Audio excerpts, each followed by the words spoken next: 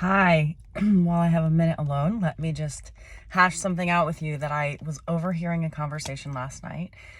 And things that are just so clear to me that are not clear to other people. This woman was saying this person needs a therapist and not just somebody who's going to just like listen to everything he says, but somebody who's really going to get into his head.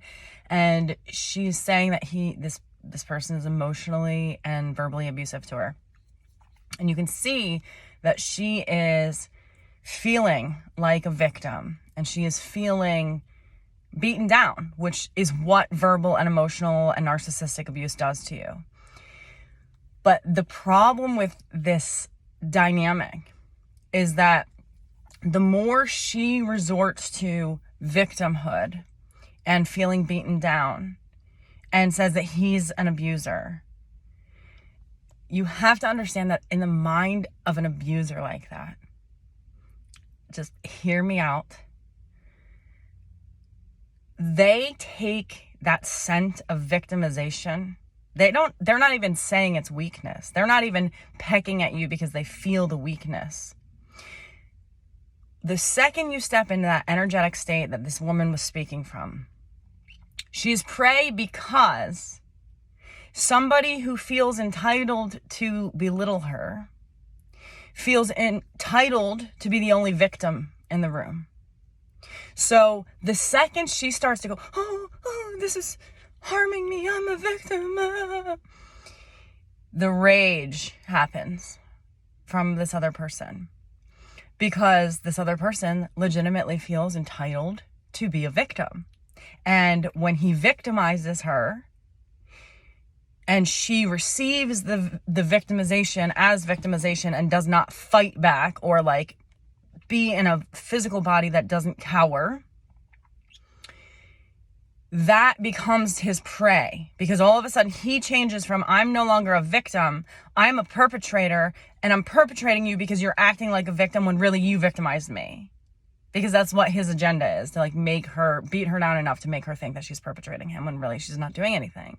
So I just want to say, the only reason I'm bringing this up to you today is because you have to be in an energetic body and a stance. And I know that it is exhausting and paralyzing to be under the umbrella of somebody else's control that is emotionally abusing you. That's a fact.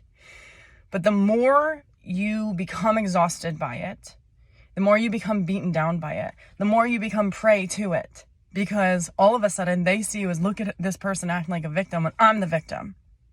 I'm going to show this person I'm the victim. And then they'll perpetrate you to drive their point home that they're the victim of you, right? So do your best if you're in this situation to be in a healthy ego stance. Have an ego.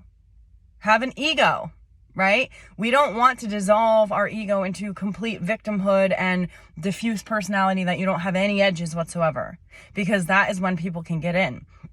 But if you are being victimized by somebody who is raging on you because they feel entitled to be the only victim and you're representing the physical prowess, basically, of a victim, you have to stand for yourself. Even if you don't speak it out loud, even if you don't fight back, you have to energetically step out of victimhood. Because the more you do that, it is true that when somebody gets victimized once, they're much more likely to be victimized again. We are animals. People can smell ideal prey, okay? And you become that when you're a victim. And it's super unfair. But it's true that these people, when you act like a victim to them, they will try to perpetrate upon you because they want to be your victim and they want you to feel like you are perpetrating them. So the way to avoid the rage attacks is to stop acting like or feeling like or identifying as a victim. Yeah, somebody can emotionally abuse you and physically abuse you, narcissistically abuse you. Know that and get out. Don't sit around in your victimhood, right? Because you're just prey for more of it. So I hope this is helpful. Bye.